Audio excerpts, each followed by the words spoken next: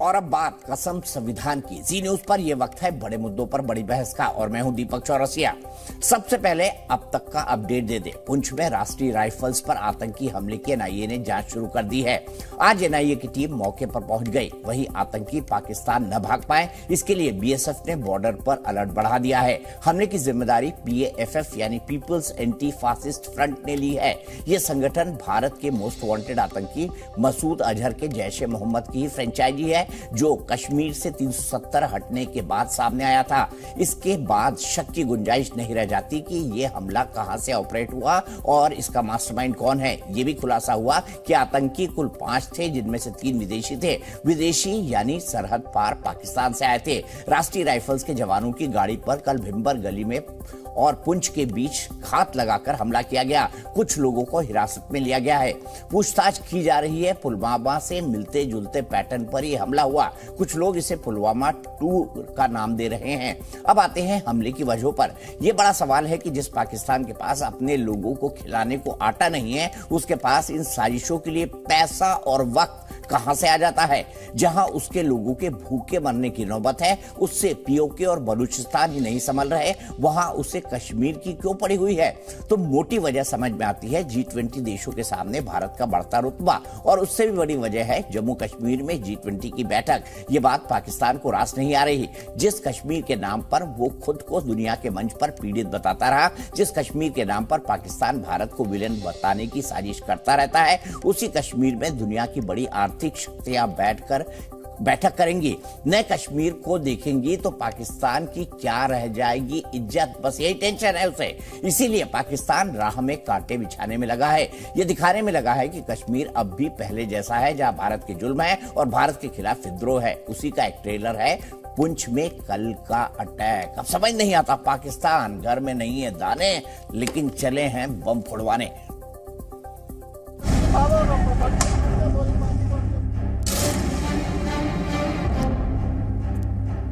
Border के करीब है और कहीं ना कहीं तो सिक्योरिटी का मामला होगा। इनको वो सिक्योरिटी चेक करनी चाहिए थी। 5 जवान इस दुनिया से चले गए। प्रधानमंत्री श्री नरेंद्र मोदी जी के नेतृत्व में जम्मू कश्मीर विकास की ओर, शांति की ओर बढ़ रहा है। पाकिस्तान से बच नहीं रहा, आईएसआई से बच नहीं रहा। दोषी बख्शे नहीं जाएंगे, वीरों की शहादत जाया नहीं जाएगी। ऑनरेबल प्राइम मिनिस्टर और होम मिनिस्टर इलेक्शन ही में न व्यस्त रहें, गवर्नेंस को इम्प्रूव करें, तो जो बोलते हैं होता नहीं। केंद्र की पूरी सरकार, चाहे रक्षा मंत्री हो, चाहे गृह मंत्री हो, चाहे प्रधानमंत्री हो, कर्नाटक के चुनाव में पड़े और वहाँ हमारी सीमाएं जिस तरह से खुली छूट दी, उसकी जिम्मेदार ये लोग। हमको बिल्कुल वही करना चाहिए जो हमने उड़ी के बाद किया, जो हमने पुलवामा के बाद किया। बालाकोट स्ट्राइक हुई, उड़ी सर्जिकल स्ट्राइक हुई और पाकिस्तान ठंडा पड़ गया। इसका जवाब तो गृह मंत्री जी से पूछा जाना चाहिए कि आपने कहा कि आतंकवाद खत्म हो जाएगा, तो राज्य का दर्जा उससे छीन लिया। इंडियन आर्मी पे बार बार हमले किए जा रहे हैं। इससे पाकिस्तान की और पाकिस्तान के साथ प्रो पाकिस्तानी जो मेंटलिटी वाले लोग, ये उनके ऊपर बहुत जल्दी एक करारा तमाचा आने वाला है।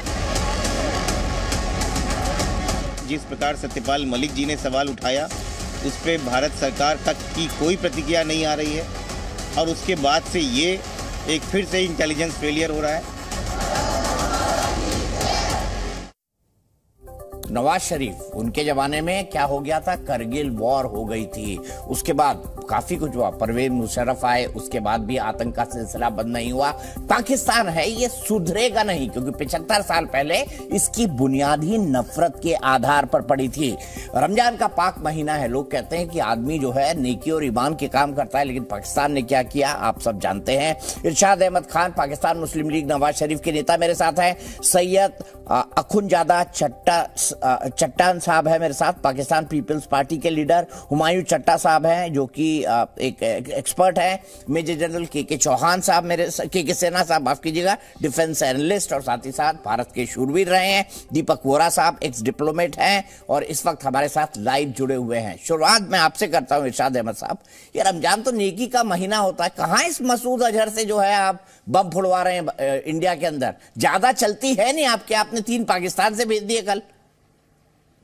दीपक बहुत शुक्रिया। मैं आपसे पहले तो ईद मुबारक कहूंगा, जो कल ईद है हमारी मुसलमानों की, जितने भी मुसलमान पाकिस्तान में पाकिस्तान से ज्यादा है, वो भी ईद मनाते हैं, मैं भी कई दावतों में जाऊंगा।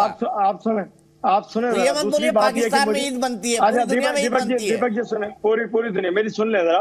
दीपक मुझे बहुत अफसोस है जो आपके फौजी जवान पधारे खुदा की तरफ, और दूसरा अफसोस है आपकी सोच पर कि आपने इल्जाम फिर पाकिस्तान पे लगा दिया। पहले आप लोगों ने कहा कि आसमानी बिजली गिरी और आपके लोग मारे गए, फिर उसके बाद कहा कि जी आग लग गई मारे गए। अब ये कल से राग अलाप रहे हैं आपके पाकिस्तान ने हमला करवा दिया। देखिए आप अपनी सरहदें महफूज कीजिए, आप अपने इदारों को महफूज कीजिए। क्यों आप मेरी ISI मेरे फौजी जवानों पे, मेरी पाक फौज पे इल्जाम लगाते हैं और पाकिस्तान पे इल्जाम लगाते हैं? सर पाक फौज है ना सर, पाक फौज है ना सर, आपको रमजान में लोगों को देने के लिए आटा नहीं है, बता रहा हूँ यहाँ पर आप बम दे के लोगों को कश्मीर भेज रहे हैं, आटा दे पा रहे हैं? दीपक बोलने दें मुझे बोलने दें, फिर उसके बाद आप बोलिएगा।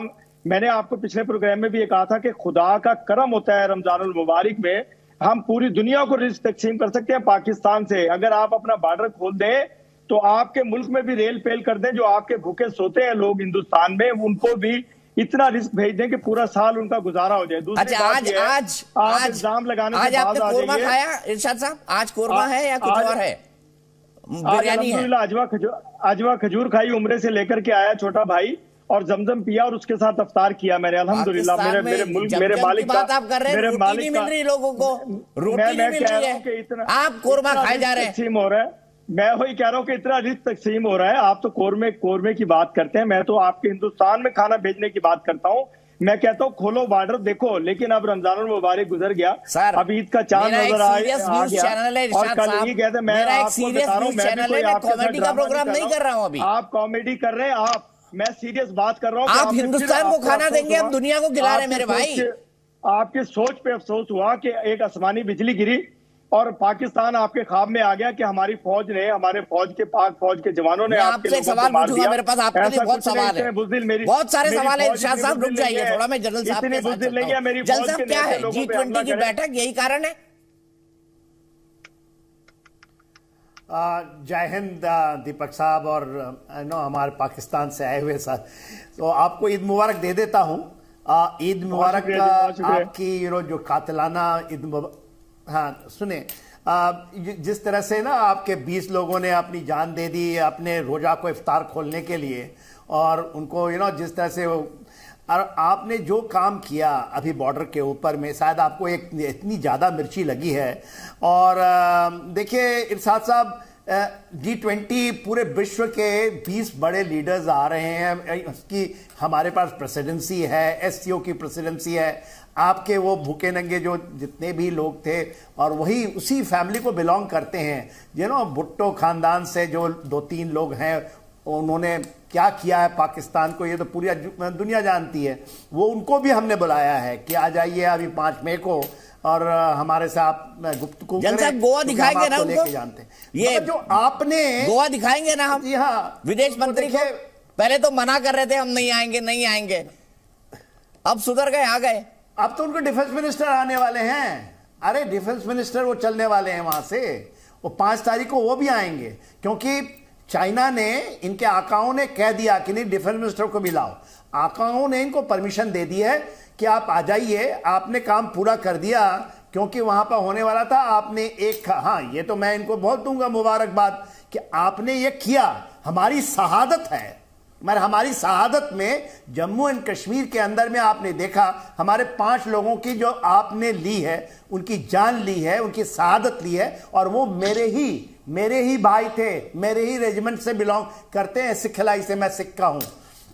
तो इरशाद साहब आप ये सोचिए, ये खत्म हो जाने दीजिए। आपने याद कर लीजिए केवल आप उरी और पुलवामा कैसे कैसे आपको थपेड़े पड़े थे। अभी हमें देखिए दीपक भाई, हमें ये पूरा इंफॉर्मेशन आ गए हैं कि रावला कोर्ट के अंदर में 8 अप्रैल को इनके जो चीफ साहब हैं आसिम मुनीर साहब, वो आए और उन्होंने बोला कि देखिए पाकिस्तान, वहां से 5 गज दूर थे, उनको कहा कि हमने तो जम्मू एंड कश्मीर हमारे हाथ से निकल चुका है, हमारे हाथ से निकल चुका, अब वहां पर लोग आ रहे हैं, वहां ये चीजें हो रही, कुछ करो कुछ करो। इन्होंने कुछ किया और देखिए उसकी आप देख रहे हैं। मगर दीपक, मैं आपको यकीन दिलाता हूं और साथ भाई को भी यकीन दिलाता हूं, पूरा हो जाने दीजिए G2, ये जो G20 की बैठक, और ये हो जाने दीजिए खत्म SCO की बैठक। आप याद करेंगे, क्योंकि देखिए कश्मीर के लोग, POK के लोग आना चाहते हैं हमारे साथ। मैं तो POK की बात करूंगा, आज हम जम्मू एंड कश्मीर की क्या बात करें। POK के लोग बेताब हैं इरशाद साहब हमारे साथ हाथ जोड़ने के लिए। आपको अंदाजा होगा, ये केवल POK तक शामिल नहीं होगा, जिस तरह से बलूचिस्तान, खैबर पख्तूनख्वा, देखिए आप 5 हमारे शहीद लोगों की शहादत से इतने बातें उछल रहे हैं, हमने बहुत शहादतें दी हैं। और क्या आपका आज ये होगा, क्योंकि हमने ये सोचा शायद, क्योंकि आपने सीज फायर मांगा था, इन्होंने सीज फायर मांगा ना, ये फरवरी से चल रहा है 2 सालों से, हमने इनको सीज फायर का भी दिया हुआ मौका। मगर जब पाप का घड़ा भरता है, 2 बार भरा था, आपने हिम्मत नहीं की। आपको किस तरह से हमने आपको जब वहां बालाकोट में तड़पड़ाते रहे। अब समय आ चुका है दीपक जी, ये पाप का भी घड़ा, हमारे सब्र का बांध, हमने इनको मौका दिया। और वो कहते हैं ना गलती हो गई, शहबाज साहब कहते गलती हो गई, इमरान खान साहब कहते गलतियां हो गई, इनके पहले बार बाजवा कहते हैं। ये जो उछल रहा है ना आसिम मुनीर, ये आसिम मुनीर को आने वाले समय में थोड़ा वक्त हम देंगे आपको, ठीक है, थोड़ा वक्त देंगे, ठीक है। अखुनजादा साहब PPP के लीडर है। जल्द साहब, मैं अखुनजादा साहब के पास चलता हूं, PPP के लीडर हैं, बिलावल भुट्टो की पार्टी के। ये बिलावल साहब आने से मना क्यों कर रहे थे अखुनजादा साहब? भारत आने से, गोवा तो अच्छी जगह है माशाल्लाह, घूमने की बहुत जगह है वहां पे, शानदार बीचेस हैं, बहुत साफ हैं। और मैं आपको ये भी बता दूं, वहां पे बहुत अच्छी पार्टीज होती है जिसके लिए हमारे बिलावल साहब जाने जाते हैं। लंदन में उनकी पार्टी के बड़े सारे फोटो हैं उनकी फेसबुक पे, उनके दोस्त वोस्त भी डालते रहते हैं। तो भुट्टो साहब पहले आने से क्यों मना कर रहे थे अखुनजादा साहब? बिस्मिल्लाहिर्रहमानिर्रहीम। सबसे पहले तो मेरी तरफ से आपको और आपके सब मेहमानों को और सब देखने वालों को अस्सलाम वालेकुम, सबको मेरी तरफ से ईद मुबारक। दूसरी बात यह है कि आप लोग, मैं ये मुनासिब नहीं समझता हूँ कि मैं आपके चैनल पे हूँ तो मैं आपकी रियासत को और आपको बुरा भला कह दूँ।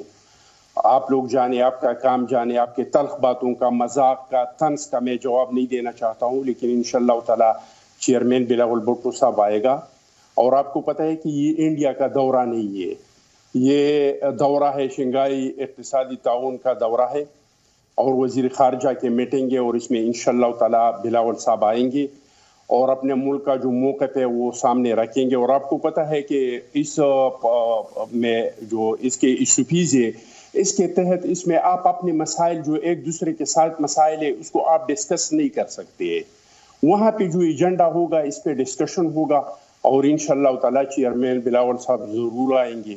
मैं आप लोगों को सिर्फ इतना कहना चाहता हूँ कि यहाँ पे आटे का कमी नहीं है, हमने पूरा रमज़ान लोगों को मुफ्त आटा दिया, और मैं आपको सुनाना भी नहीं चाहता हूँ। अच्छा, आपने मुफ्त आटा दिया, पर मुझे बताइए आटा क्या कीमत पे चल रहा है वहाँ पे? आटा क्या किलो चल रहा है? साहब दीपक साहब, एक सेकंड आप मेहरबानी करें ना। चावल कितने किलो चल रहा है सर? बिरयानी बनती है चावल से, चावल क्या रेट पे चल रहा है अभी वहाँ पे? रेट भी बताता हूँ, आप पहला मेरे बात सुनी दीपक साहब। अक़वाम मुत्तहिदा से हर साल खुशहाल ममालिक का एक लिस्ट जारी हो जाता है, इसमें आप जाके पाकिस्तान का देख ले कि पाकिस्तान कौन से नंबर पे है सर? टॉप पे अमेरिका से पहले पाकिस्तान ही है, इतने खुशहाल है वहां लोग। आप इंडिया को देख ले कि इंडिया कौन से नंबर पे है। आप पाकिस्तान का निकाल दे कि रात को कितने लोग फुटपाथों पे सोते हैं, कितने लोगों को लिए अपने रफ़ा हजात के लिए शौचालय नहीं है, और आप इंडिया का लिस्ट निकाल के देख ले।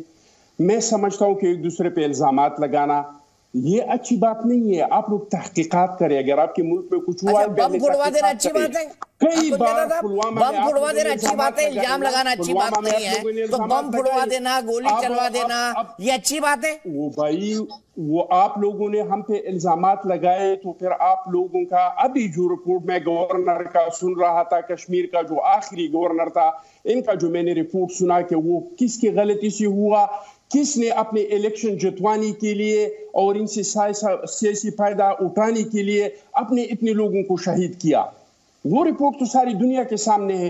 दीपक साहब आपके सामने होगा, ये चलाते हुए आपके चैनल पे मैंने देखा है, आपके चैनल पे मैंने ये रिपोर्ट देखा है कि मुझे बताइए ना, जो लोग आपने बात की पुलवामा की, तो आपको एयर स्ट्राइक याद है बालाकोट वाली, इसके साथ मेरे हमदर्दी है, वो किसने अपनी सियासत के लिए और अपने इलेक्शन जितवाने के लिए ये किसकी वजह से हुआ था?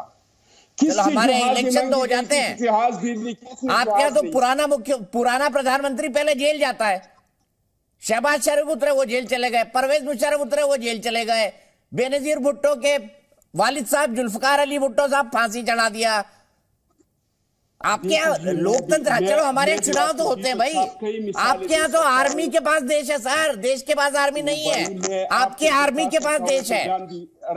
कि राजीव गांधी के साथ क्या हुआ था, गांधी जी साहब के साथ क्या हुआ था, लेकिन इन बातों से कोई फायदा नहीं है। सही है। अच्छी बात यह है कि हम अच्छे ताल्लुकात रखें। अगर आप लोग सेंट्रल एशिया और साउथ एशिया इंटीग्रेशन में शामिल होना चाहते हैं, जिससे आपके मुल्क को फायदा होगा, सर तो सर आपको अरे पाकिस्तान के साथ देखना पड़ेगा, आपको कश्मीर पे बात करना पड़ेगा, आपको कश्मीरियों का इनका हुकूक देना पड़ेगा। अच्छा ठीक है, अगर देना पड़ेगा, ठीक है, ले लो आप कश्मीर, ले लो आप कश्मीर में शामिल होना, खिलाओगे क्या कश्मीरियों को, ये बता दो, फ्री का आटा।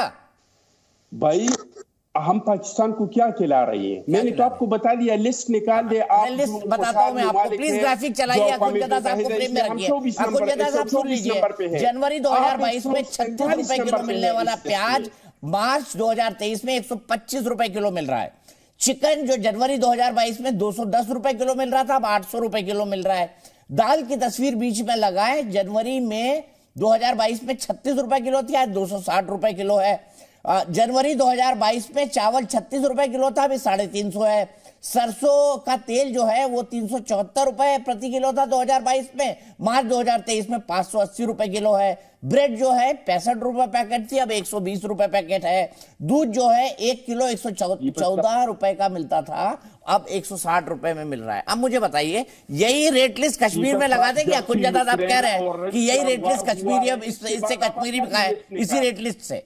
पाकिस्तान का तो बता दिया, आप इंडिया का भी बता दिए, आप अमेरिका की भी बता दी। सर मेरे यहाँ प्याज मिलता है लगभग 25 से 35 रुपए किलो पूरे देश में, सुन लीजिए ना आप। सारी दुनिया में महंगाई का एक तूफान हो चुका है, सिर्फ पाकिस्तान में नहीं है। अच्छा। ये तो यूक्रेन और रशियन वार की वजह से आप हर मुल्क का रिकॉर्ड ठीक, मैं सीधे दीपक वोरा साहब के पास चलता हूँ। दीपक वोरा साहब, एक फिल्मी डायलॉग, ये कह रहा है दोस्ती अच्छी करो, ताल्लुकात अच्छे कर लो। भाई दोस्ती तो बराबरे वालों में होती है ना दीपक वोरा साहब। आपने मुझसे प्रश्न पूछा है सर? जी जी, सबसे पहले आभारी हूं कि आपने ये मौका दिया, आपके शानदार चैनल पर शरीक होने का बहुत अच्छा लगता है, आपसे बहुत कुछ सीखता हूं। और जो हमारे मेहमान हैं और बाकी सब जितने इस्लामिक धर्म से संबंध रखते हैं, आप सबको रमज़ान करीम और ईद मुबारक हो। आपने सर शुरू में ये कहा था कि नफ़रत में पैदा हुआ था ये मुल्क, उसका नाम भी आपने लिया था। वो नफ़रत अभी तक चलती आ रही है। सर ये हम लोग मानते हैं कि एक ही मुद्दा है उस देश में जो सारे देश को यूनाइट करता है, वो है भारत के प्रति नफ़रत। अभी हमने पढ़ा है हाल ही में कि उनकी आर्मी ने कहा है सुप्रीम कोर्ट से कि हम इलेक्शंस नहीं कर पाएंगे। 3 वजह हैं। पहला, हमारे पास पैसे नहीं हैं, दूसरा पॉलिटिकल स्टेबिलिटी नहीं है, और तीसरा किसी भी वक्त भारत के साथ जंग हो सकता है। ये भारत के साथ जंग की बात कहाँ से आ जाती है सर, जब इनके अपने इलेक्शन नहीं हो रहे हैं पंजाब में और खैबर पख्तूनख्वा में। और एक मैं आखिर में चीज़ बताना चाहता हूँ सर, इन्होंने अभी बातचीत जो की है कि सब कुछ बहुत सस्ता अच्छा मिल रहा है। सर आपकी अपनी सरकार, क्षमा करिए, आप लोग बहुत कंफ्यूज्ड हैं। टीवी पे कुछ कहते हैं, आपकी सरकार कुछ और कहती है। वो तो 45% इन्फ्लेशन की बात कर रहे हैं सर, ईयर ऑन ईयर। मैं डेवलपमेंट इकोनॉमिस्ट हूँ, मैं इसका मतलब समझता हूँ सर। हाँ, ये सही है कि भारत में भी कुछ हद तक इन्फ्लेशन बढ़ी है, लेकिन हम लोगों ने सब्सिडीज दी हैं एटसेट्रा एटसेट्रा। आपके एक मेहमान अभी हमें भोजन खिलाने की बात कर रहे थे सर, आपका बहुत बहुत शुक्रिया। हमें नहीं चाहिए सर। आज अगर हम एग्रीकल्चर, कृषि, चौरसिया साहब बंद कर देते हैं, कुछ नहीं उत्पादन करते हम भारत में, 2 साल तक हम अपनी जनसंख्या को खिला सकते हैं, इतने हमारे रिजर्व्स हैं। फाइनली सर, मैं ख़त्म करूंगा एक छोटे से हादसे के साथ। मेरी एक ग्रैंड डॉटर है सर, 9 साल की है, न्यूयॉर्क में रहती। 2 साल पहले जब 7 साल की थी, बच्ची है, इनोसेंट चाइल्ड, मुझे एक दिन पूछा कि नाना there is a girl in my, अंग्रेजी में वो क्योंकि अमेरिका में रहती, कि एक लड़की है मेरी क्लास में, वो पाकिस्तान से है। What country is Pakistan? मैंने कहा बेटी व्हाई आर यू आस्किंग? तो कहती है, वो लड़की मुझसे कहती है मैं आपसे दोस्ती नहीं कर सकती क्योंकि आप इंडिया से हैं। मुझे बताया गया कि आप बहुत ख़राब लोग हैं। 7 साल की बच्ची को तब मैंने उसको कहा, मैंने कहा बेटा यू कंटिन्यू, आप अच्छा व्यवहार करो, भले ही वो आपके साथ बुरा व्यवहार करती है, जब आप बड़े हो जाएंगे आप समझ जाएंगे। सर ये नफरत घोलनी छोड़ दीजिएगा, इससे आपका कोई फायदा नहीं है। आप फैंटेसी स्टेट बन चुके हैं। आप जो अब बता रहे थे हम ये खाते हैं वो खाते हैं, सर हफीम खानी छोड़ दीजिए, इंटेलेक्चुअल हफीम, बिकम रियल, रियलिटी को समझिए। आप टोटली आइसोलेट हो चुके हैं। अगर मैं एक भाई सर क्षमा, आप नाराज ना हो सर, मुझे कंप्लीट करने दीजिए। मुझे टाइम दीजिएगा। अभी हुमायूं चट्टा साहब है, मुझे ब्रेक भी लेना है, जैसे दीपक वोरा जी खत्म करें। मुझे टाइम दीजिएगा जरा। मैंने सिर्फ ये कहा था इंटेलेक्चुअल हफीम। सर ये इंटेलेक्चुअल इंटॉक्सिकेशन को भूल जाइए और सबसे पहले ये अपनी हकीकत को आप पहचानिएगा।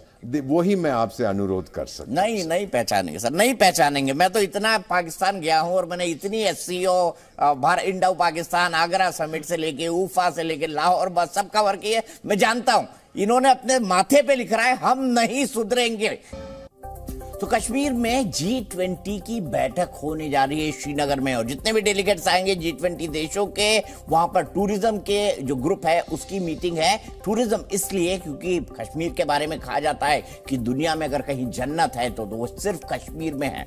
लेकिन एक पाकिस्तान वाला, पाकिस्तान ऑक्यूपाइड कश्मीर जो उसने भारत के, पाकिस्तान ने कब्जा कर रखा है, उस कश्मीर को देख लीजिए और भारत के कश्मीर को देख लीजिए। अंतर, मैंने अभी रेट लिस्ट आपको बता दिया, अंतर आपको साफ साफ दिख जाएगा। मैं आपके पास आऊंगा इरशाद साहब, लेकिन उससे पहले मैं सीधे चलता हूं चट्टा साहब के पास, हुमायूं चट्टा साहब के पास। हुमायूं चट्टा जी, एक बात मैं आपसे समझना चाहता हूं, क्या ऐसा है कि आपकी जो इकोनॉमी है वो भारत से बिना नफरत के चल नहीं सकती? क्योंकि आपके यहां फौज जो है अंडरवियर से लेकर एटम बम तक सब बना लेता है। तो यही कारण है कि आप कश्मीर नहीं छोड़ पा रहे हैं, ये जानने के बाद भी कि कभी मिलना तो है नहीं। अभी अपने देश को संभाल लें आप। बहुत शुक्रिया दीपक साहब अपने प्रोग्राम में मुझे शामिल करने का। सबसे पहले तो बेस्ट विशेस जितने भी पार्टिसिपेंट्स हैं उन सबको मेरी तरफ से। देखिए, मैं कुछ ब्रॉडर पर्सपेक्ट के हवाले से बात करना चाहता हूं। जैसे आप SCO की मीटिंग जो गोवा में हो रही है उसके मुतालिक बात कर रहे थे, तो मुझे ये लगता है कि ये जो ब्रॉडर इशूज हैं एक अच्छी पेशरफ्त है। काफ़ी अरसे के बाद पाकिस्तान का वज़ीर ख़ारजा जो है वो इंडिया जा रहा है, तो शायद दुनिया को एक अच्छा मैसेज जाएगा इससे। अगर ईरान और सऊदी अरब करीब आ सकते हैं तो मुझे लगता है पाकिस्तान और इंडिया भी करीब आ सकते हैं। अपने सारे जो इनके जो इश्यूज हैं इन्हें एक साइड पे रख के देखिए, पहले तो मैं स्ट्रॉन्गेस्ट वर्ड्स में मैं कंडेम करता हूं अगर इंडिया के अंदर कोई दहशतगर्दी का वाकया हुआ है, तो मुझे ये लगता है कि बगैर इन्वेस्टिगेशन किए, इन्वेस्टिगेशन हो चुकी है, भारत की एजेंसियां काम करती है 24 घंटे। मेरी बात, फौरन उंगली नहीं उठा देनी चाहिए। देखिए, अगर इस तरह सर फौरन नहीं उठाई सर, पहले तो हमको लगा कोई बिजली गिर गई है, कोई नेचुरल कैलेमिटी हो गई है, इस तरह की कोई चीज हुई। बाद में तो मालूम पड़ा ना कि नहीं भाई ये जो आसमानी आफत है ये पाकिस्तान है और कोई नहीं। मेरी बात सुने, अगर इंडिया से कुछ लोग इसके अंदर इन्वॉल्व हैं, इंडियन ऑक्युपाइड कश्मीर से कुछ लोग इसके अंदर इन्वॉल्व हैं। पाकिस्तानी है सर, उसमें विदेशी आतंकवादी, ये भी कहा है, नाम भी आए, फोटो भी आई है। देखिए, वो जब आपकी की तो फिर ही शायद इसमें हतमी तौर पे कुछ कहा जा सकता है। उससे पहले तो मुझे लगता है कि ये सिर्फ क्या सराइयों सर हमने 26/11 की कितनी रिपोर्ट दी? 4 डॉसियर के साथ तो मैं पाकिस्तान गया था, तो ऐसे कृष्णा लेके गए थे और चिदम्बरम लेके गए थे। कितनी डॉसियर दी आपको 26/11 की? क्या किया आपने? देखिए मैं तो आपके एक जो है मरहम रखने की कोशिश कर रहा हूँ। ना लगाए सर मरहम, आप खुद बर्नौल लगाएं क्योंकि आप जल रहे हैं। सर मेरी बात तो सुन लेना, मेरी बात तो सुन लें। देखिए मैं ये चाहता हूं कि पाकिस्तान को जो बायलैटरल टॉक्स हैं वो भी एससीओ के बाद शुरू करनी चाहिए, और जो इश्यूज जो हैं जो हल तलब हैं, जो हल हो सकते हैं, उन्हें हल करने की कोशिश करें। और जो मसाइल जो हैं, जिस तरह अभी दीपक साहब कह रहे थे, तो शायद इस तरह की पाकिस्तानी भी आपको बेशुमार मिल जाएंगे जो ये कहेंगे कि हमें इस तरह के बेशुमार इंडियंस मिले जिन जो पाकिस्तान के खिलाफ बातें करते। अभी इसी चैनल पे आपकी ये बाइसनेस है, ये क्या है? ये इस तरह की हकीकत पाकिस्तान में एग्जिस्ट नहीं करती। आपके देखे ना, बड़े मैच्योर लोग हैं ये सारे, इन्होंने अपनी जिंदगी की इनिंग्स खेल चुके हैं, और उसके बावजूद ये पाकिस्तान के खिलाफ एक प्रोपोगेंडा यहाँ पे बैठ के करते रहते हैं। देखिए मैं आपको एक बात बताऊं, देखिए ये कुछ मसाइल हैं जो अनरियल हैं, जिनका हकीकत के साथ ताल्लुक नहीं है। वो इंडिया के अंदर भी है, पाकिस्तान के अंदर भी है। तो फॉर गॉड सेक मैं दोनों तरफ कहता हूं सर, पाकिस्तान वालों को भी अपने मसाइल जो हैं कोशिश करनी चाहिए इंडिया के साथ हल करने की। हमारे सामने एक रिसेंट एग्जांपल है, अगर मिडल ईस्ट के अंदर ईरान और सऊदी अरब करीब आ सकते हैं, जो कि शायद उनकी मुहीत है, डेकेड्स के ऊपर उनकी जो रेवलरीज हैं, तो पाकिस्तान और इंडिया को भी करीब आना चाहिए और अपने मसाइल को हल करने की एक कोशिश करनी चाहिए। और देखिए बात सुने, जो साहब आपकी बात बहुत अच्छी है, फिर पहले पाकिस्तान अपने मसाइल तो हल कर लेना साहब, पहले निपट लो अब इमरान खान से।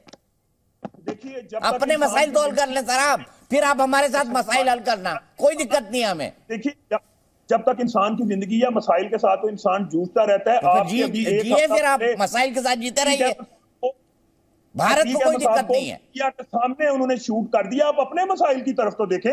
पाकिस्तान में खुदा ना खास्ता कम से कम इस तरह का मामला तो नहीं कभी हुआ कि कोई कैमरे के सामने आके किसी लीडर को कत्ल कर जाए। और वो देखिए आप अपने मसाइल की तरफ भी तो ध्यान दें। वो तो इंडिया में भी मसाइल, हमारे यहाँ तो 3 बदमाशों ने, 3 हत्यारों ने एक हत्यारे को मार दिया, ठीक है। आप क्या होता है ये बताइए ना। आप क्या तो स्कूल के बच्चों को वो टीटीपी वाले मार देते हैं 150 एक साथ, छोटे छोटे बच्चे आर्मी स्कूल वाले।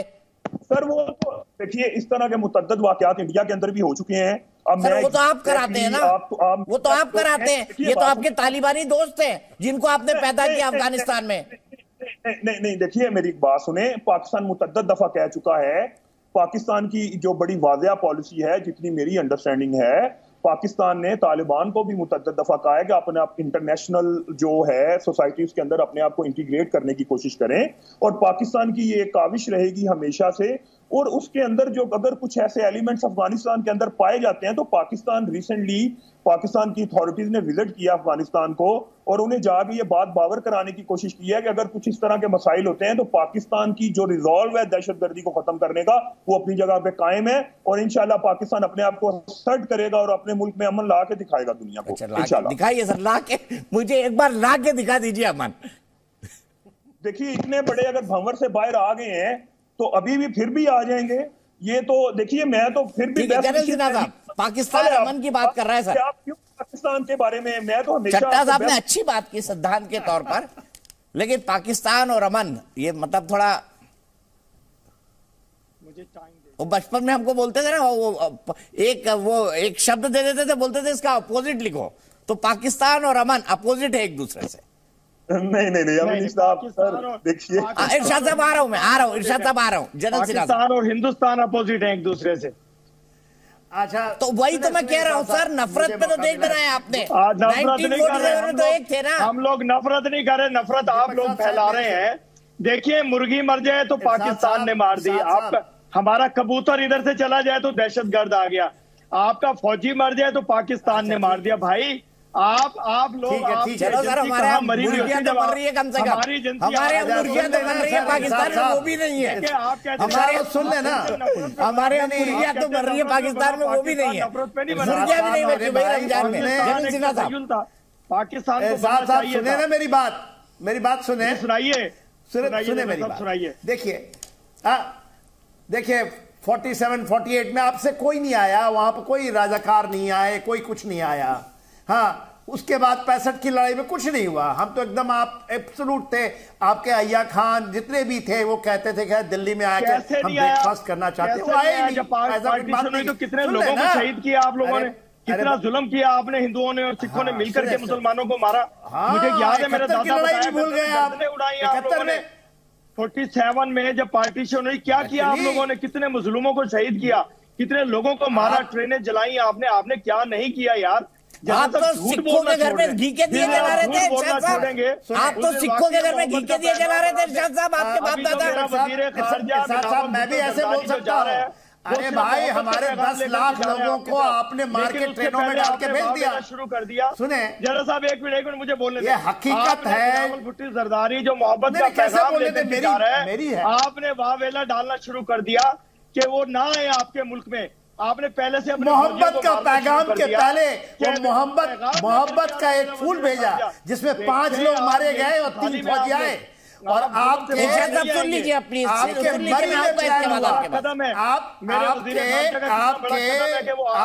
आर्मी चीफ आसिम मुनीर साहब आते हैं, खड़े हो जाते हैं एलओसी पे 5 मीटर दूर, और वो कहते हैं कि कश्मीर का मुद्दा, और ये जो मुद्दा चलता है हमारे लोग, तो उन्होंने कहा है कश्मीर होगा, ऑन ग्राउंड है। 8 अप्रैल की बात है दीपक जी, ये 8 अप्रैल की बात है, बहुत दूर नहीं हुई। आज हम अप्रैल के महीने में ही हैं। और देखिए, आज ईद आने वाला है, कल ईद है, और इसी 8 तारीख को रोजा रखकर वो आते हैं हमारे एलओसी पे, और वो क्या कहते हैं, वो जो आपका जो कोर है ना, जो उस कोर के अंदर में जाते हैं, वो कहते हैं कि फिर से रिवाइव करनी है, क्योंकि ये G20 का मीट, ये एससीओ का मीट, ये तो पूरा का पूरा हमारे आका ने, चाइना ने बता दिया है, और इसलिए नाम आता है PAFF का, पीपल्स जो कहते हैं फासिस्ट फ्रंट है, एंटी फासिस्ट फ्रंट है, तो वो लश्कर तौबा का ही, वो तो जैसे मोहम्मद का ही है। देखिए, सुने मेरे भाई, मेरे आका सुने मेरे भाई, आप कह रहे थे, इसके पहले मैंने अकुंजादा साहब को भी सुना, हुमायूं साहब को भी सुना, वो तो कुछ अच्छी बातें कर रहे थे। वो कह रहे थे कि शायद ईरान भी आ सकता है, सऊदी अरेबिया आ सकता है, तो भारत पाकिस्तान, हम तो कहते हैं आप तो हमसे ही निकल के गए थे। आप, अरे भाई, आपके डीएनए हमारे डीएनए से वही सेम है, आप केवल बदल गए। आपके दादा परदादाओं ने आपने इस्लाम कबूल कर लिया, बस यही डिफरेंट है ना। और इसके कारण आपने 2 स्टेट थ्योरी लगा दी कि पाकिस्तान बनाएंगे। मैं यूसुफ खान की औलाद, आपका डीएनए चेक करिए, आप अपना डीएनए चेक करें। हिंदू से मुस्लिम नहीं हुए हुआ है। अरे मैं यूसुफ से पठान और पठान में मुसलमान। अरे साहब, याद रखिए जनरल साहब, दूसरी बात ये मुबारक हो आपको, तो आपको वहां पर भी नहीं जाने देते, आप जुल्म करते हैं, काबा और काशी में भी नहीं जाने देते। ये है इस वक्त आप तो जा ही नहीं सकते, आपको मानते, तो बस ये प्रॉब्लम है। आपने अपने फौजी खुद मारे। आप आपको तो ये लास्ट मंथ आप लोगों ने, दीपक जी इरशाद जी बीच में नहीं, प्लीज मैं पूरा वक्त आराम से बोलिएगा, आराम से बोलिएगा इरशाद साहब, बीच में नहीं। आप स्काइप पे जुड़ते हैं, आधी आवाज गायब हो जाती है आपकी लगातार। इनका जरा बंद कराए, जरा मैं बताऊं। देखिए दीपक जी, मैं इंटरनेशनल लेवल पे मैं एक टीम लीडर था, सुन रहे होंगे ये, इनकी आवाज बंद कर दीजिए। उसमें हमारे करीब 35 पाकिस्तानी ऑफिसर्स थे यूएन मिशन का, मैं उसका टीम लीडर था। हमारे जो बॉस थे वो पाकिस्तानी थे, वो सारे कहते थे, और वो देखिए पाकिस्तान, वो उनका, और मेरे को खुद बताया है, और 1 साल नहीं 1.5 साल तक वो कहते थे कि किस तरह आप लोग जो हम निकल के आ गए, हमने इतनी बड़ी गलती कर दी। और ये देखिए दीपक साहब, वो 2nd जनरेशन ऑफिसर्स की बात करते हैं। वो आप जो सोचते हैं ना कि पाकिस्तान की आर्मी भी, जब इमरान खान क्यों ने कहे, इमरान के आप तो मोदी के मारा जप रहे हैं, वो तो हर एक बार कहते हैं कि भारत की डिप्लोमेसी जिस तरह से चलती है, और ये बैठे हैं हमारे 3 पैनलिस्ट, वो भी बोलते हैं, पर्दे के पीछे जाके बोलते हैं, वो इमरान खान अभी आगे आके बोलते हैं। वो तो कहते हैं कि हमारी डिप्लोमेसी जिस तरह है भारत की, हमें भी उसको कबूल करनी चाहिए, हमें भी फॉलो करना चाहिए। इनके जो ऑपोजिशन में, यदि आप मान लीजिए आज के सत्ताधारी शहबाज शरीफ ये कहते हैं कि भारत से सीखो, ये सीखना चाहते हैं टीवी चैनलों में बैठकर हुमायूं साहब बड़ा अच्छा बात करते हैं, अखुनजादा साहब बात करते हैं, मगर इनकी फितरत नहीं रुकती। 3 पाकिस्तानियों को भेज देते हैं, हमारे लोगों को यहां पर आ करके 8 किलोमीटर दूर, और ये करके चले जाते हैं क्योंकि इनकी मिर्ची लगी है कि ये कश्मीर के अंदर में कैसे जन्नत की ऊपर बात हो रही है, क्योंकि टूरिज्म के लोग आ रहे हैं ना 20 G20 के। नहीं कैसे बोलने दे भाई, आप ये बताइए सबसे रिकॉर्ड टूरिज्म चल रहा है जम्मू एंड कश्मीर में। आपको तो मिर्ची उसकी लगती है ना कि इतने लोग कैसे आ रहे हैं टूरिज्म में पूरे वर्ल्ड, कैसे सऊदी अरेबिया, कैसे यूएई जम्मू एंड कश्मीर में इन्वेस्टमेंट कर रहा है। अरे इरशाद साहब इसके बारे में बात करें ना, जिनके मुल्क पे आपने मैं अब सिन्हा जी के पास आपके आ रहा हूँ। Sinha ji last line please, मुझे दीजिए टाइम, पहले मुझे आप बताइए ना सर, आप बताइए इसका बताइए, पीओके में क्यों नहीं चला जाता वो तो सऊदी अरेबिया यूएई मुस्लिम देश है, वो तो कहता है कि जम्मू एंड कश्मीर के अंदर में आकर के जहां जन्नत है हम इन्वेस्ट करेंगे, इसलिए वो आ रहे हैं, हम इन्वेस्ट करेंगे। अच्छा मुझे ये बताइए, आप ये बताइए। अच्छा इरशाद साहब इरशाद साहब मेरे सवाल का जवाब दीजिए। इरशाद साहब आपने अफगानिस्तान में जाकर खिटोरा लेके जाते हैं ना, वो तो हमारे $3 बिलियन खर्च करना चाहते हैं। आपने वहां क्या कर रहे थे आप? जनरल साहब मुझे बताइए, आपने अफगानिस्तान में इन्वेस्टमेंट क्यों की? कश्मीर तो है ही पाकिस्तान का, इंशाल्लाह कश्मीरियों का कश्मीर है, कश्मीर पाकिस्तान के। गेहूं भी भेज रहे हैं, अभी भी गेहूं भेज रहे हैं, वहां भेज रहे हैं गेहूं, आप रोक लेते हैं। क्यों भेजे? अरे अफगानिस्तानी हमारे अफगानिस्तानी हमारे अजीज हैं, सच सुनने के। अरे हमारे अजीज हैं वो गुलामी की जंजीरों की नहीं बात करते जो आपके इमरान साहब कहते हैं। बात ये है, अरे ये जो आपके लोगों को मारते हैं, ये कश्मीरी मारते हैं, क्यों मारते हैं? वो बेचारे मजलूम हैं। जब अफगानिस्तान में आपके खैबर पख्तूनख्वा में फ्रंटियर गांधी होते थे हमारे, और बदला इसलिए लेगा कि उनके खानदान आप मारे जा रहे हैं। कश्मीरियों को मुसलसल मार रहे हैं आप, कहां पर शहादतें कर रहे हैं। अगर एक कश्मीरी बच्चा अपने माँ बाप का बदला लेता है, इसलिए इरशाद साहब मुझे एक सवाल का जवाब दीजिए। इरशाद साहब एक लाइन का जवाब दीजिए मुझे। भाई बताइए, रमजान में आटे की लाइन में लगकर कितने पाकिस्तानी मारे गए, ये बताइए कितनी संख्या है इसकी? अल्हम्दुलिल्लाह। आप सुने ये जो बात करते हैं ना, आप पिछले 6 माह पहले की बातें ना किया कीजिए। रमजानुल मुबारक में आप आओ तो सही, मैं तो आपको अब तो ये रमजान मुबारक गुजर गया, अगले साल में आपको फिर दावत दूंगा, मैं मुसलसल आपको दावत देता हूँ। आप मेरे प्यारे पाकिस्तान में आओ तो तोड़ने के लिए बेचारे 37 लोग मारे गए, और आप हमें कहते हैं कि इफ्तार की पार्टी भी खत्म कर सकता हूँ रमजान मुबारक में। साहब आपको शायद मेरे बारे में पता नहीं है, मेरे को आपको मेरे बारे में पता नहीं है सर। अब मैं आपको बताता हूँ, इरशाद साहब सुनिए। आपको मेरे प्यारे पाकिस्तान के बारे में पता नहीं है, आपको अखवंदजादा का पता नहीं है, आपको मालूम नहीं है। आप सिर्फ टीवी पे बोलते हैं या आप बोलते हैं कश्मीर पे, कश्मीर है, कश्मीरियों का कश्मीर बनेगा पाकिस्तान, और कश्मीरी मारते हैं। आपके लोगों को क्यों मारते हैं? उनके पेरेंट्स को आप शहीद करते हैं रोज, उनको जेलों में बंदी बनाया हुआ है। कश्मीर को आपने एक दहशतगर्दी की अलामत बनाया हुआ, मार के आपके फौजियों ने। आप मारते हैं कश्मीरियों को, कश्मीर में कितनी आग लगाई है। अच्छा एक मिनट इरशाद साहब बोल लिया ना आपने। अब मैं दीपक बोरा जी के पास जा रहा हूँ, दीपक बोरा जी मुझे बताइए, आप ये कह रहे हैं कि हम कश्मीरियों को मार रहे हैं, जेल में कर रहे हैं, टॉर्चर कर रहे हैं, गलत कर रहे हैं। अरे भैया आप इमरान खान के साथ क्या कर रहे हो? तो आपका पूर्व प्रधानमंत्री है ना। कुछ भी नहीं कर रहे, उसको करते कुछ नहीं कर रहे हैं, जेल में पड़ा होता, आजाद फिर रहे वो। सर मैं आजाद फिर रहे, उसको कुछ सर मैं हाल ही में तो गटर की एक सुन लीजिए इरशाद साहब, दीपक जी की बात सुन लीजिए, उन्होंने एक भी लाइन बीच में नहीं बोली। वो तो गटर की बात लेकर के निकलते हैं, ड्रामा करते हैं वो। मैं इतना कहना चाहता हूं सर, हाल ही में श्रीनगर होके आया हूं कुछ समय पहले, और जो उस शहर को फेसलिफ्ट जो दिया गया, इतना खूबसूरत बन चुका है, जन्नत को और खूबसूरत बनाया है। और सर ये तीसरी मीटिंग हो रही है टूरिज्म रिप्रेजेंटेटिव जो है, पहली हमारी हुई थी रान ऑफ कच्छ में, दूसरी हुई थी सिलीगुड़ी में, एक जगह एडवेंचर टूरिज्म, एक रूरल टूरिज्म, और यहाँ पे हेवन टूरिज्म को हम प्रमोट कर रहे हैं। सारी दुनिया आके देखी कि कश्मीर की ब्रांड एक्विटी जो दुनिया में थी वो हम लौटा रहे हैं। सर अगर ईर्ष्या किसी को होती है वो तो आपको मालूम है किसको होती है। फायदा इस मीटिंग से सर कश्मीर के लोगों का होगा, उनको मिलेगा, एम्प्लॉयमेंट मिलेगी, ब्रांड एक्विटी मिलेगी, दुनिया के लोग वहां। पिछले साल ऑलरेडी 2 करोड़ टूरिस्ट वहां जा चुके हैं सर। तो हम जो देख रहे हैं अभी कि कश्मीर की अब जो जर्नी थी वो रिज्यूम हो गई है सर, आतंकवाद से वो अलग हो गया है, डेवलपमेंट की तरफ जा रहा है, और ये G20 की मीटिंग डेवलपमेंटल एजेंडा को प्रायोरिटाइज करेगी, तो उसमें आप रुकावट डालने की कोशिश ना करें सर। हम नहीं डाल रहे, आप जुल्म बंद करें, पूरा कश्मीर दिखाएं लोगों को, जो लोग वहां इकट्ठे हो रहे हैं G20 के लोगों को पूरा मकबूजा कश्मीर दिखाइएगा जरूर, हर जगह जहां जहां आप जुल्म कर रहे हैं वो जगह दिखाइएगा, सिर्फ एक शहर में ना रखिएगा उनको।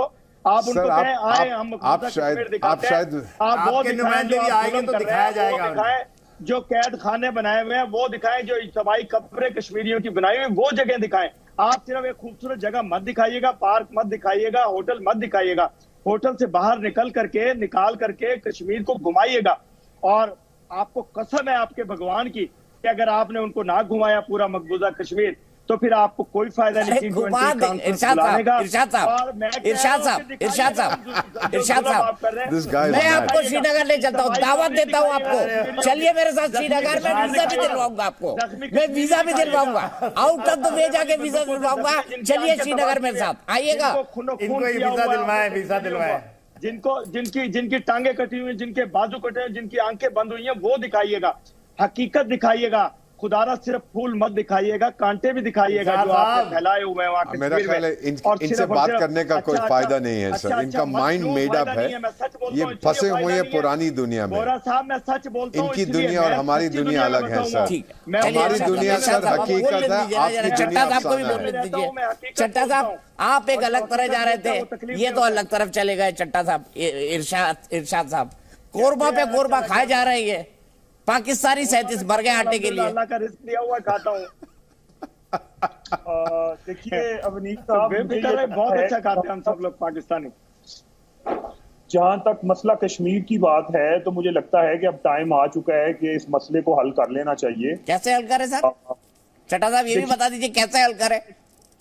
इनकी नेहरू साहब की तजावीज जो हैं वो यूनाइटेड नेशंस के अंदर अभी तक पड़ी हुई हैं, तो मेरा ख्याल है कि अगर इंडिया उस पे मान जाए या पाकिस्तान भी उस पे मान जाए। बताइए लाहौर डिक्लेरेशन क्या था ये बता दीजिए जी।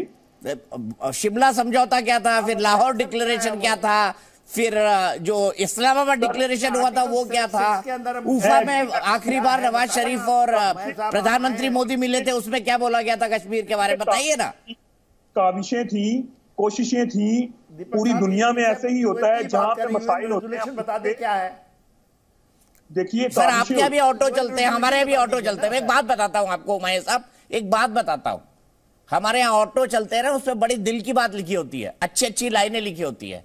तो हमारे यहाँ हिंदू मुसलमान सिख ईसाई सब एक ही बात बोलते हैं, जो हिंदुस्तानी है वो सब एक ही बात बोलते हैं कि वो ऑटो पे लिखा है हमारे यहाँ कि दूध मांगोगे तो खीर देंगे, कश्मीर मांगोगे तो चीर देंगे। ये किसके लिए बोलते हैं सोच लीजिए आप। अवनीश साहब देखिए मेरी बात सुने, मैं आप प्रोवोक करने की कोशिश कर रहे हैं, मुझे इसका जवाब भी आता है। कह रहा हूँ कि लोग ये बोलते हैं भाई, मेरे यहाँ मैं नहीं कह रहा हूँ सर, लोग ये बोलते हैं हमारे यहाँ। बात को सुन ले, हमारे पास आपसे भी ज्यादा जज्बाती लोग हैं, बिलीव मी। देखिए मेरी बात सुने, मैं आपको जो कहना चाह रहा हूँ, इसीलिए जज्बात में कहीं भी बम फोड़ाते हैं, कहीं भी गोली चला देते हैं, ज्यादा जज्बाती है मुझे पता है। देखिए सुन लें अवनीश साहब, सुने, सैनिटी को भी सुनना चाहिए कभी कभी। देखिए पाकिस्तान इंडिया चाहे या ना चाहे, इनकी एस्टेब्लिशमेंट चाहे या ना चाहें, लेकिन अब टाइम आ चुका है कि मसला कश्मीर जो है इसने अपनी नेचुरल जो इसकी एज है अपने प्रोसेस के बाद इसने सॉल्व होना ही होना है, कुछ ना कुछ इसका अब होना है। ये मसला अब इस तरह लिंगर ऑन नहीं हो सकता। कोई भी इंटरनेशनल फोर्स जो है अब मजीद इंडिया और पाकिस्तान को इस मसले के ऊपर सपोर्ट करने के लिए तैयार नहीं होगी। ठीक है चट्टा साहब, बिल्कुल सही कहा आपने, बिल्कुल सही कहा। पहले एक काम करिए चट्टा साहब, इसको खत्म करने के लिए मेरी आपसे गुजारिश है, कल ईद है, अच्छा दिन है, हमारे अभी ईद मनाई जाएगी और हिंदुस्तान में पाकिस्तान से ज्यादा मुसलमान रहते हैं। ईरान के बाद सेकंड हाईएस्ट शिया पॉपुलेशन इंडिया के अंदर है, पूरी दुनिया के अंदर। ठीक है, मैं सिर्फ आखिरी लाइन आपको ये कहना चाहता हूं कि भैया शुतुरमुर्ग बनना छोड़ दीजिए। हमारे एक जानवर होता है शुतुरमुर्ग, वो क्या करता है जब उसको रियलिटी दिखती है ना कि मामला सामने गड़बड़ है, तो वो अपना मुंह जमीन के अंदर घुसा लेता है ताकि उसको कुछ दिखे ही ना। तो हम बहुत दिनों से आपको कह रहे हैं, 75 साल से डिनायल मोड से बाहर आ जाइए, लेकिन पाकिस्तान नहीं आए। मेरा पॉइंट ऑफ व्यू ही नहीं समझ रहे। मैं तो इस बात से हैरान हूं बात सैनिटी की हो रही है। मैं कह रहा हूँ सर, अब एक ही डिसीजन बनता है, वो डिसीजन क्या है?